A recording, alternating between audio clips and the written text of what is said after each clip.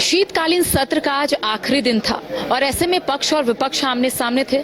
आखिर कैसा रहा, कितना उपयोगी रहा ये सत्र, आज इसी को लेकर हम चर्चा करेंगे। डुमरी विधायक जयराम महतो हमारे साथ बातचीत करने के लिए मौजूद है। बातचीत करते हैं, कितना उपयोगी रहा ये सत्र। देखिए मैडम करिश्मा जी, उपयोगी हम इस सत्र को तभी मानेंगे जब मैंने जिन मुद्दों को पटल पे रखा है, मैंने जिन सूचनाओं को विधानसभा के पटल पर रखा है, उन सूचनाओं पर कार्रवाई होगी।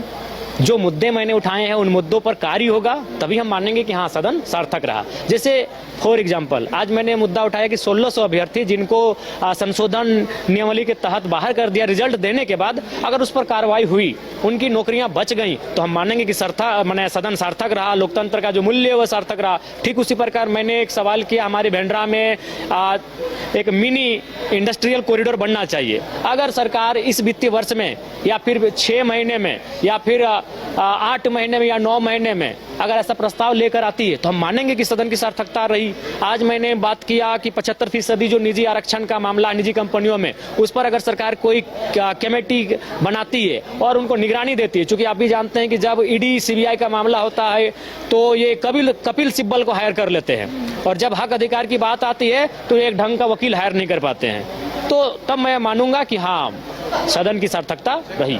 अच्छा, आपकी तरफ से जो भी सवाल उठाए गए, जवाब मिला, संतुष्ट हुए उससे? नहीं, मैंने तो कहा कि मिला जुला। किसी सवाल पे संतुष्ट रहा, किसी सवाल पे पूरी नाराजगी रही, किसी सवाल पे गुस्सा लगा, किसी सवाल पे बहुत ज्यादा नाराजगी हुई। आपकी एक और नाराजगी है कि ध्यान आकर्षण में आपका इससे पहले भी पटल, इस बार इससे पहले के मना जो सेशन था, ध्यान आकर्षण का मतलब होता है, पहले मैं आपको बता दूं, जैसा मुझे जानकारी, गैर सरकारी संकल्प प्रत्येक सेशन में एक होता है, ध्यान आकर्षण भी प्रत्येक सेशन में शायद एक ही होता है।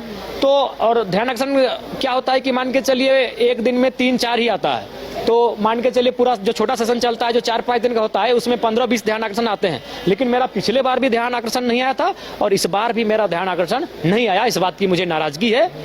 क्षेत्र की सारी समस्या या फिर सारे मुद्दे आपने उठा लिया या कुछ बचा हुआ है? बहुत बचा है, पूरा अभी समर ही शेष है, पूरा समर शेष है अभी। धन्यवाद। 1 साल हो गए हैं हेमंत सोरेन सरकार के, क्या लगता है कैसा काम कर रही है? क्योंकि विपक्ष का कहना है कि वादा तो पूरा नहीं हुआ, थोड़ा नीचे, बिल्कुल वादा पूरा नहीं हुआ, औसत से नीचे। अच्छा, ये 27% आरक्षण वाला मुद्दा आज बीजेपी के विधायक शशि भूषण मेहता ने उठाया गैर सरकारी संकल्प में, लेकिन उनका कहना है कि केंद्र सरकार के पास तो नहीं है, यहाँ से त्रुटिपूर्ण अगर विधेयक जाएगा तो वहाँ तो फंसेगा ही ना।